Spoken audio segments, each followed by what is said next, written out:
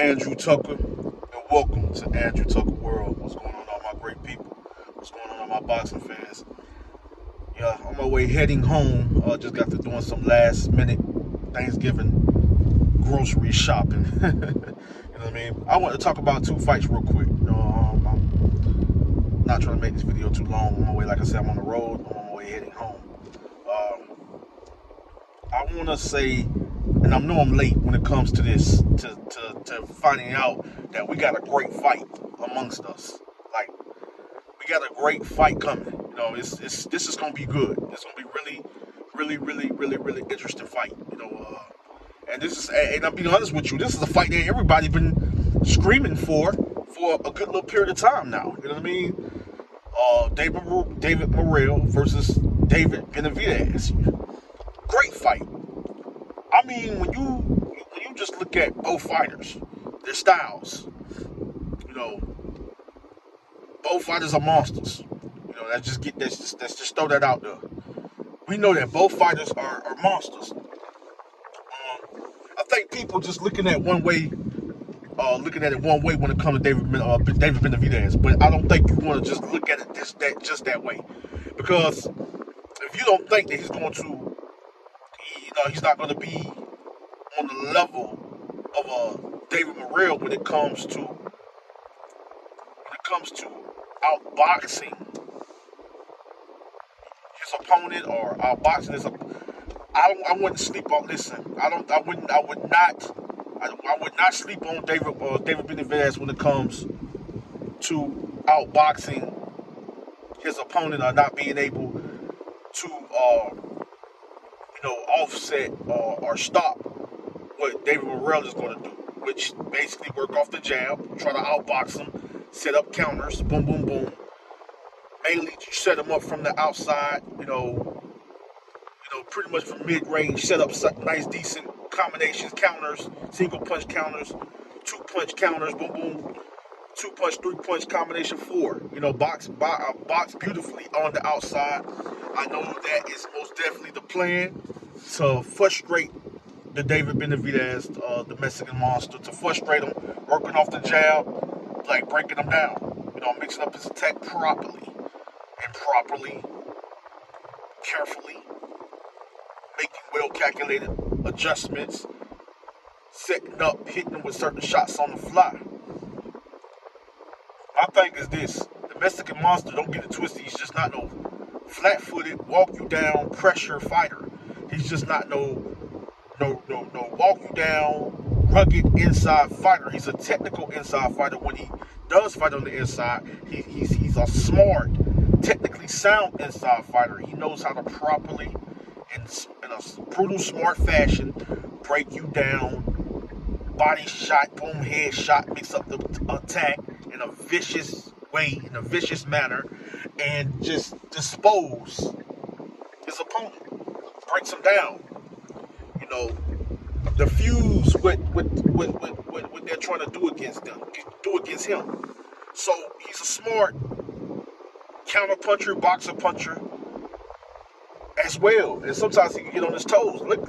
I mean, and they say, well, he wasn't the same fighter. He got up in age a little bit, and it gets to a certain point where sometimes you look at some things and you be like, okay, he wasn't as sharp.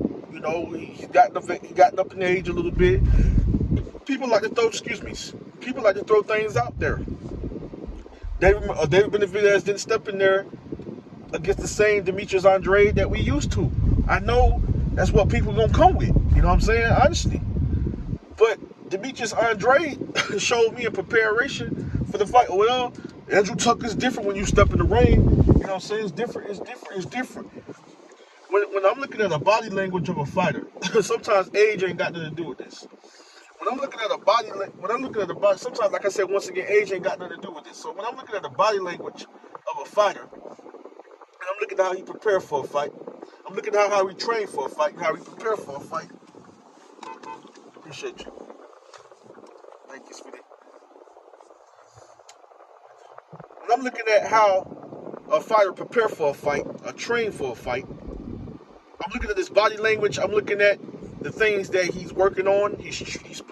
I'm looking at just basically how he's preparing for a fight and how he's properly executing a game plan and sharpening his skills and his fundamentals. Demetrius Andrade has become a better fighter than his old state of mind or old self. He's a better version of Demetrius Andrade. I just think that he made certain mistakes. He made careless mistakes. He made careless mistakes, reckless mistakes, and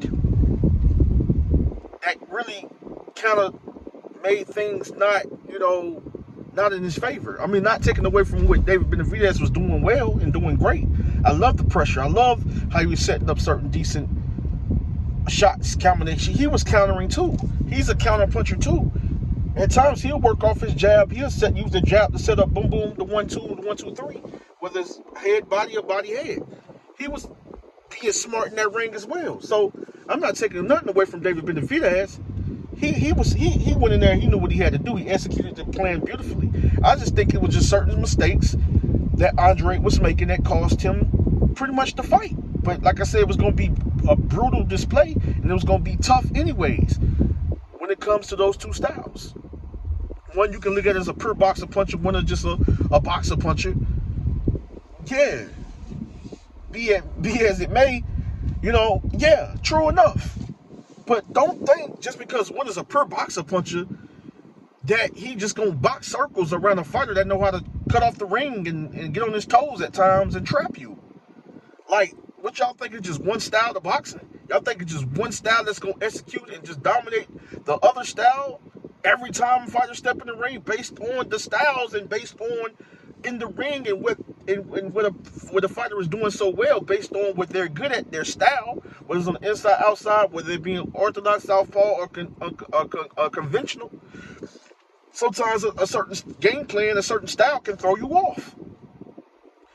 Sometimes a fighter can fold under pressure. Sometimes the effective aggressiveness can get to a fighter and to a pure boxer, I should say, that likes to circle in and out, side to side, boom boom, in and out, boom boom, stay on the outside, go mid range, inside and out, boom boom, side side, laterally move and work angles. I get it, but at the end of the day, it's not gonna always work.